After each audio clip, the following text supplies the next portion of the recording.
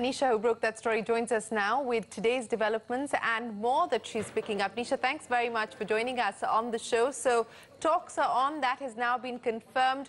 What are you picking up in terms of the possible contours of this arrangement?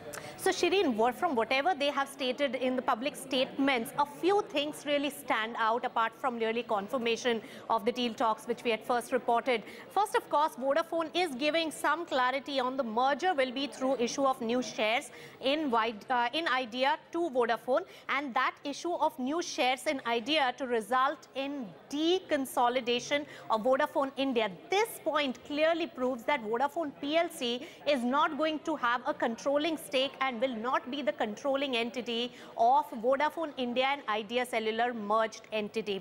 Now, Idea Cellular goes on to say that the fundamental premise of talks are based on equal rights between Aditya Birla Group and Vodafone, which itself means that it is not going to give full control to Vodafone India. But in terms of overall valuations, earlier when Vodafone was looking at an IPO, it was looking at an over $10 billion kind of a valuation, while Idea Cellular, with the run-up that it has seen in the markets today of 25%, has reached a $5 billion equity valuation. So considering net, Vodafone India was a much larger entity.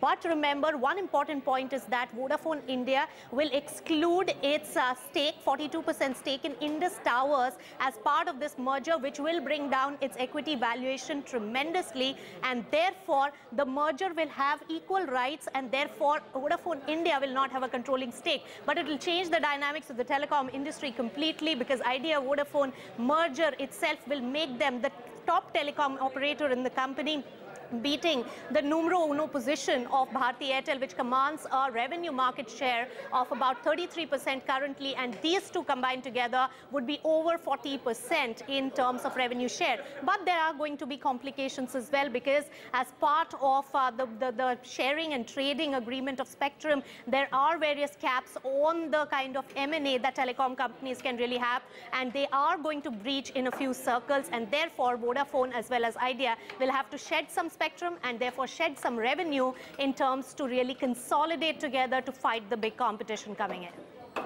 Oh, that certainly will be a challenge that they will have to deal with. But Nisha, we also understand that the Aditya Birla Group is planning a massive fund infusion into Idea. That's the story you're now breaking. Take us through the details. So Shireen, what we gather from sources with direct knowledge in the development is that both put together $5 billion is the kind of equity valuation of Idea Cellular.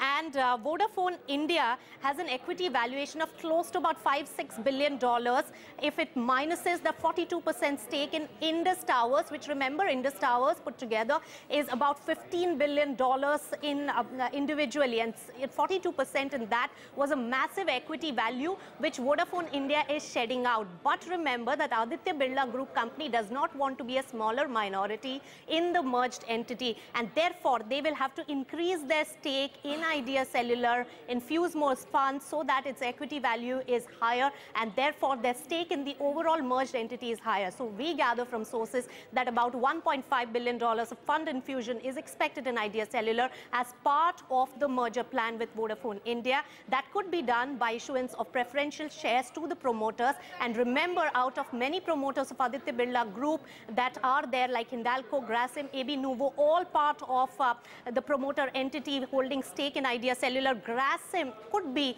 a big vehicle, an important vehicle for contributing a large part of that $1.5 billion. Now remember, this will also give an impetus to Aditya Birla Nuvo and Grasim merger, which is pending and is scheduled to happen sometime from now. All right, Nisha, thanks very much for breaking that big story for us.